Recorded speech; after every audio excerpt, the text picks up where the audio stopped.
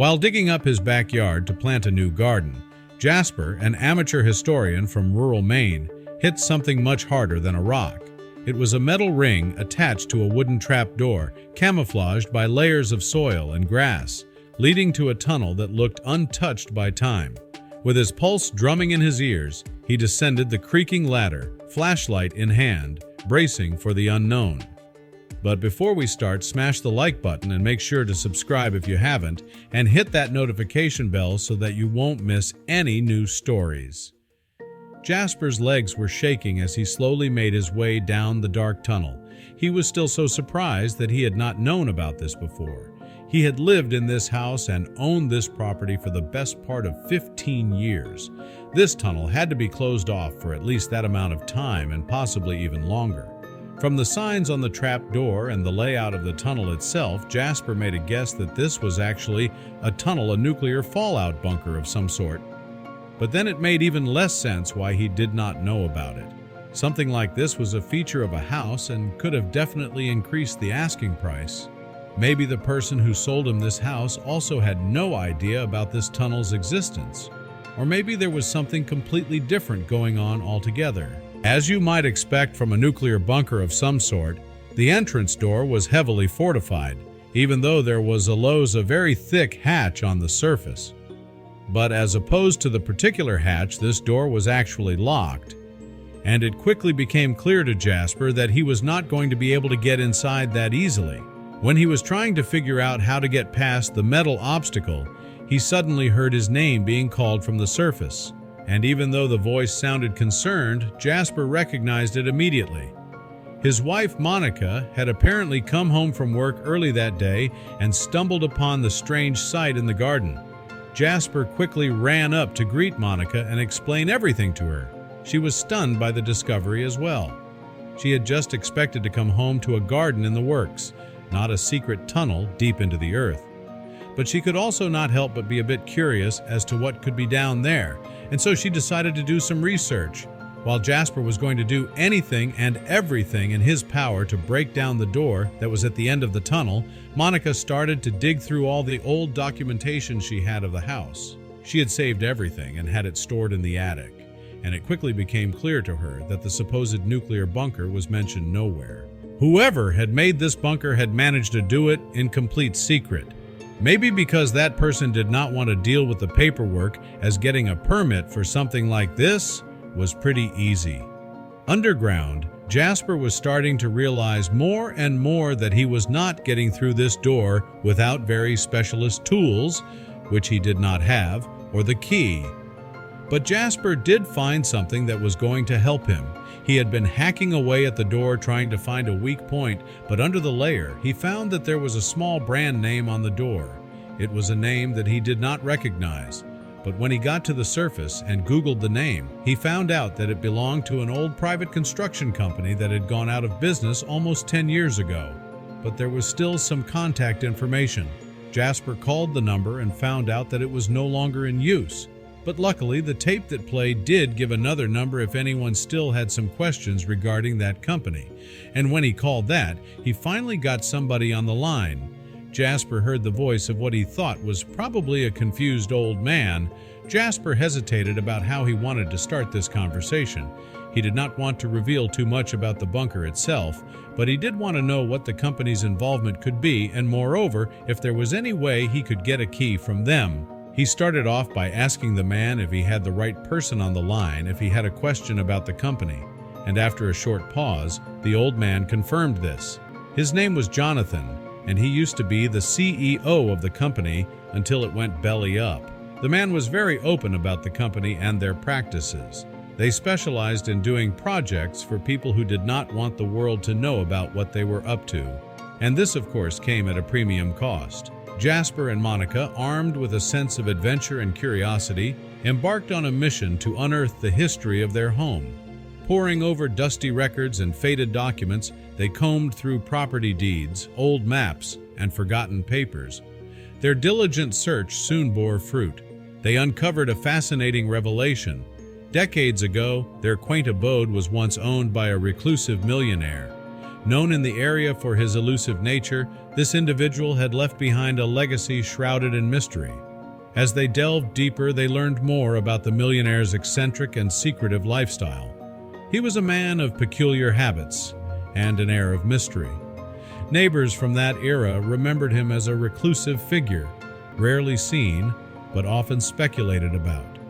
In a dusty corner of the attic, amidst the relics of the past, they found an old photograph. It showed the millionaire standing next to a mysterious figure, obscured by shadows. This photograph wasn't just a frozen moment in time. It was a clue, potentially a key to understanding the deeper story behind the bunker. As they pondered over this new discovery, their musings were interrupted by an unexpected knock on the door. It was Jonathan, the former CEO of the construction company that built the bunker. He had come, drawn by the whispers of the past, ready to shed light on the secrets that lay beneath their feet. Jonathan, with a weathered face that spoke of years of experience, began to recount tales of the company's past. They were specialists in discrete projects, serving clients who valued privacy above all else. His stories painted a picture of a business that thrived on secrecy, catering to the unique demands of a select few. Jonathan's revelations went deeper. He suggested that some of their projects were for high-profile individuals, those who had much to keep out of the public eye. His words were careful, but the implications were clear. The bunker could be one of these secret projects, commissioned by someone with both the resources and the need for such secrecy. As Jonathan spoke, it became apparent to Jasper and Monica that this bunker was more than just a forgotten structure. Jonathan, drawing from his past experiences, suggested it could be a personal sanctuary filled with memorabilia and items of deep sentimental value. As Jonathan spoke, it became apparent to Jasper and Monica that this bunker was more than just a forgotten structure. Jonathan, drawing from his past experiences, suggested it could be a personal sanctuary filled with memorabilia and items of deep sentimental value. As the day of discovery approached, final preparations were made. The group gathered the necessary tools and equipment, meticulously planning each step of their exploration. There, before them, lay a tunnel into history. The air was stale but charged with the essence of times gone by. Stepping inside, they were not just entering a physical space, but a portal into a forgotten past, a narrative long untold. As they ventured further, the trio discovered that the bunker held more than just survival gear. It was a repository of personal belongings, each item telling its own story.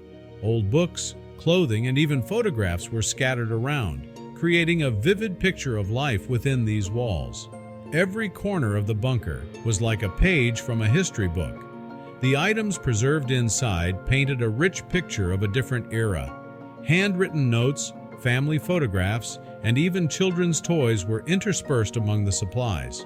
These items provided a glimpse into the emotional world of the person who once sought refuge here, turning the cold bunker into a space of warmth and memories. As they delved deeper, Jasper, Monica, and Jonathan began to piece together the life of the person who once called this bunker home. The assortment of items suggested a life lived in both comfort and caution. Each artifact, from the luxurious to the practical, told a story of a life that was complex, rich, and full of contradictions. Their exploration led to a previously unseen section of the bunker. Hidden behind a nondescript wall was another room, one that held the secrets of the bunker's deeper purpose. This hidden section revealed the true extent of the preparations for doomsday scenarios. There, neatly arranged, were supplies and valuables that spoke of immense foresight and perhaps paranoia. Shelves lined with canned goods, water filters, and medical supplies, alongside gold bars and currency from various countries, painted a picture of meticulous planning for an uncertain future. The extent of the preparations laid bare the millionaire's fears and paranoia. It was clear that this was a man who, despite his wealth, lived in constant fear of a world he viewed as unpredictable and threatening. Amongst the practical items, the group stumbled upon a treasure trove. Rare artifacts, antique jewelry, and personal treasures lay hidden away. These valuables, some possibly of significant historical and monetary value, were stashed alongside everyday items, suggesting a blend of a collector's passion with a prepper's pragmatism. As they explored the depths of the bunker, the group reflected on the millionaire's life and his reasons for such elaborate secrecy. It was evident that this reclusive figure had crafted a world of his own beneath the surface. The bunker was more than a hideaway. It was a realm where he could live unfettered by the outside world, surrounded by the things he cherished and the memories he wished to preserve. In the quiet of the bunker, amidst the remnants of a bygone era, Jasper, Monica, and Jonathan began to piece together the enigmatic life of the millionaire. Through letters, diaries, and personal effects, they gained insight into his motivations and personality. He was not just a name or a face from a photograph. He was a person with dreams, fears, and complexities, whose life story was slowly unfolding before them. As they sifted through the personal artifacts, a poignant story emerged. The millionaire had turned reclusive after a deep personal loss, the departure of his wife. This event seemed to be the turning point in his life, leading him down a path of isolation and fear. His retreat into the bunker was not just a physical withdrawal from the world, but also an emotional one, as he sought to protect himself from further heartache. It appeared that every object had a story, a reason for its presence. This subterranean existence was not a sudden impulse, but a deliberate choice, reflecting his desire to control his environment and shield himself from the unpredictability of the outside world. As they continued their exploration, Jasper, Monica, and Jonathan gained a deeper understanding of the recluse's life and choices. They realized that his actions were driven not just by fear, but also by a desire to preserve what he held dear in a world he no longer trusted. The discovery of the bunker and its contents plunged Jasper and Monica into a complex moral dilemma. They grappled with questions of ownership, responsibility, and respect for the past. The ethical implications of their discovery were overwhelming. They found themselves at a crossroads, having to decide how to honor the legacy of the bunker's former inhabitant, while also considering their rights and responsibilities as the current property owners. They had to navigate property laws, inheritance rights, and possibly claims from distant relatives of the millionaire. As they deliberated on the future of the bunker and its contents, Jasper and Monica weighed their options. They discussed how to manage and preserve the bunker, considering its historical significance and the personal story it held.